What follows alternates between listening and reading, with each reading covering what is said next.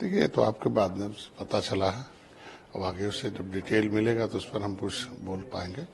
लेकिन supreme court जो भी फैसला देता है तो लोकतंत्र में एक सुप्रीम कोर्ट की जगह है, उसे हम भी सम्मान करते हैं और सबको भी सम्मान करना चाहिए। कुछ न कुछ एक दो ऐसे अधिकारी हैं जिसकी छोटी मोटी गलतियों की वजह से सरकार को थोड़ा सा झेलना पड़ता है, जो बिना सोचे समझे, जैसे जौनपुर में एक निषाद महिला थी और जिसमें एक लेखपाल एक प्रधान के खिलाफ मुकदमा लिख दिया और जांच करा दिया। जांच में प्रधान दोषी पाया गया और उसने पता चला कि ज्यादा घोटाला था। उसने पुश्तैनी पड़ी थी किसी सरकारी जमीन पर भोरला में था। अब पता चला 20-25 दिन के अंदर अधिकारी से मिली भगत ने उसमें बुलडोजर चला दिया। तो ऐसे एक दो मामले की वजह से उसको संज्ञान में लाके लेके जाना है। लेकिन ढेर सारे जहां इस तरीके से मामले होते हैं उस पर सोच विचार की कार्रवाई होनी चाहिए। निश्चित रूप से इस पर सुप्रीम कोर्ट के फैसले का हम स्वागत करते हैं। सर, जो कुछ अधिकारी बता रहे हैं, क्या लगता है वो उन्होंने क्यों मनमानी की? एक आध ऐसे पिछली सरकारों के मैंने बताया ना कि जिसकी पिछली सरकारों के आत्मा उनके अंदर वास करती है तो सोचते हैं कि वोट खराब हो जाए और क्या, और कुछ नहीं। सर, इसके साथ साथ सुप्रीम कोर्ट ने निर्देश दिया है कि संपत्ति भी कोई कार्रवाई की जाए। अब जो भी सुप्रीम कोर्ट भी देखो, यहाँ लोकतंत्र है, जो सुप्रीम कोर्ट का निर्देश होता है उस पर सरकार विचार करती है, विचार करके उसको आगे पालन कराती है। सर, झारखंड में आज प्रथम चरण का मतदान चल रहा है, क्या कुछ कहेंगे? मैं मतदाताओं को अपील करूंगा कि अधिक से अधिक मतदान आना। ये लोकतंत्र है, पर्व है और लोग अपने मत से सही नेता और सही सरकार का चुनाव करें, क्योंकि लोकतंत्र एक जनता के भविष्य, जनता के पैसे और जनता का और देश के विकास, प्रदेश के विकास, देश की सुरक्षा और समृद्धि का अभिभावक है। तो हर 5 साल बाद लोगों को अभिभावक चुनने का अवसर मिलना चाहिए। ऐसा कैसा अभिभावक चुनते हैं? 70 साल कैसे रहा, 350 बरस अंग्रेज अभिभावक रहे, 750 मुगल अभिभावक रहे, फिर चुनते रहे और प्रदेश देश की अर्थव्यवस्था कहाँ जाती रही। हमेशा मतदाताओं से अपील करता हूं कि निश्चित रूप से एनडीए के पक्ष में वोट करें, क्योंकि मोदी एक ऐसे अभिभावक हैं जो देश को अर्थव्यवस्था में आगे ले जा रहे हैं और इस देश की सुरक्षा और समृद्धि फिर से एक पहचान बना रहे हैं। इसलिए लोगों से अपील करूंगा कि एनडीए के जो भी प्रत्याशी हैं उन्हें जीत दर्ज कराएं। सर, केंद्रीय गृह मंत्री अमित शाह कहते हैं कि नरेंद्र मोदी सरकार करेगी और उसके बाद भी कोई निजी भूमि वक्फ बोर्ड संशोधन घोषित नहीं कर सकता।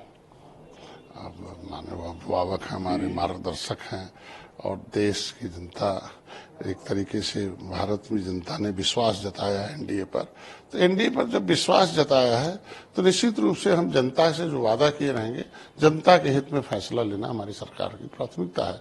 तो जो बदलाव लाना हो, जो भी कानून बने हैं पुराने मुगलों के, अंग्रेजों के जमाने, उस समय के कानून रहे होंगे, लेकिन लोकतंत्र की स्थापना इसीलिए हुई कि जनता जिस सरकार को चाहती है उसको लाए और जनता जो चाहती है सरकार उसके मुताबिक कानून लेके आए, बस और कुछ नहीं। और इसलिए मैं उनके बातों का समर्थन करता हूँ। विपक्ष लगातार विरोध कर रहा था वक्फ बोर्ड संशोधन बिल जो लेके आया है, उन्होंने भी विरोध किया। कई लोगों ने कहा देखा, धर्म गुरुओं से देश नहीं चलता है, इस राजनीतिक गुरुओं से देश चलता है और राजनीतिक गुरुओं की देन रही है देश में लोकतंत्र आया है।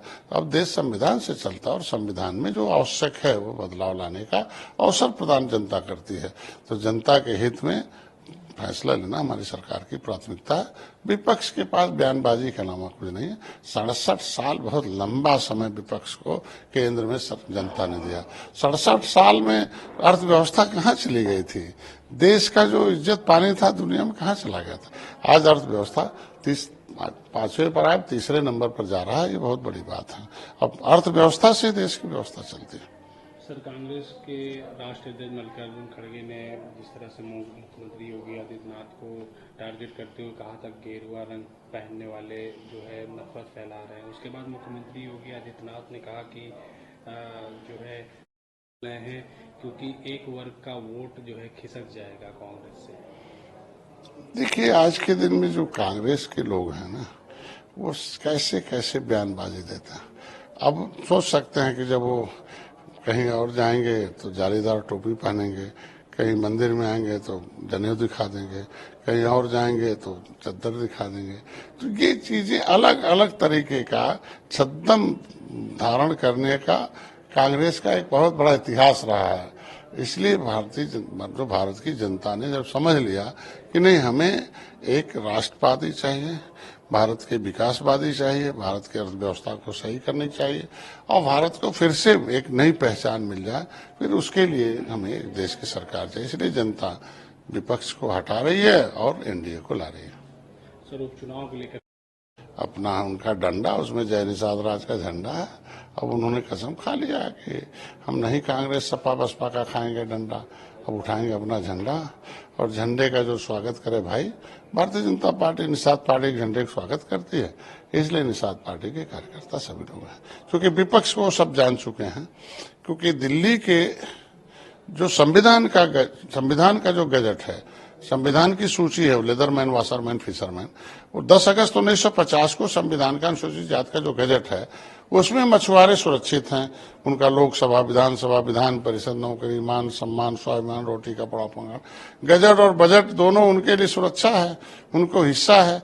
और इन लोगों ने क्या किया, राज्य सरकारों ने, कि जिनको पावर ही नहीं था, संविधान में लिखा है कि नो एनी है power of the state government about the SC/ST list. कुछ भी परिवर्तन, तुरैहा SC में है तो OBC में तुरैहा डाल के क्यों, बाप का तुरैहा बना, बेटे का नहीं बन रहा। इसके हमने राज्य सरकारें गजट लाकर इनके अधिकारों को छीनी है। जमुना का उस पार का रामचरित्र निषाद जी आके मछली शहर चुनाव लड़ सकते हैं अनुसूचित जाति की सीट पर, और उत्तर प्रदेश का निषाद क्यों नहीं लड़े भाई। तो इसके मतलब इन लोगों ने, विपक्ष ने हमारे इस संवैधानिक अधिकार को छीना है। और भारतीय जनता पार्टी, योगी बहुत आवाज उठाते रहे मेरी, अब उन्होंने पत्र भी लिखा आज 70 साल बाद RGI को कि भाई केवट मल्ला मछुआर अनुसूचित जाति का हकदार, इसको दिशा निर्देश दो। RGI ने एक्सेप्ट कर लिया। तो अब वो सामाजिक न्याय मंत्रालय, मतलब हमारी सरकार भारतीय एनडीए पहल कर रही है। पिछली सरकारें छीन रही थी, अब हमारी सरकार उसको देने के लिए पहल कर रही है। इसलिए हम आज के दिन में निषाद पार्टी के लोग भारतीय जनता पार्टी के साथ हैं। सर, प्रयागराज को लेकर प्रदर्शन कर रहे हैं, सरकार से कई मांग कर रहे हैं, कैसे देखते हैं? देखिए, कहीं न कहीं जो भी प्रदर्शन होता है उसमें विपक्ष के पास कुछ रह नहीं गया है। उसमें अंदर घुस के 1-2 लोगों को भेज के प्रदर्शन लोगों को गुमराह कर, कुछ भी मामले हों उसको लिखित रूप से सरकार को दे और सरकार हमारी इस पर चर्चा करती है। माननीय मुख्यमंत्री के संज्ञान में आने के बाद प्रधानमंत्री निश्चित रूप से उस पर सीधे उस पर चिंतन करते हैं, विचार विमर्श करते हैं और कार्रवाई करते हैं।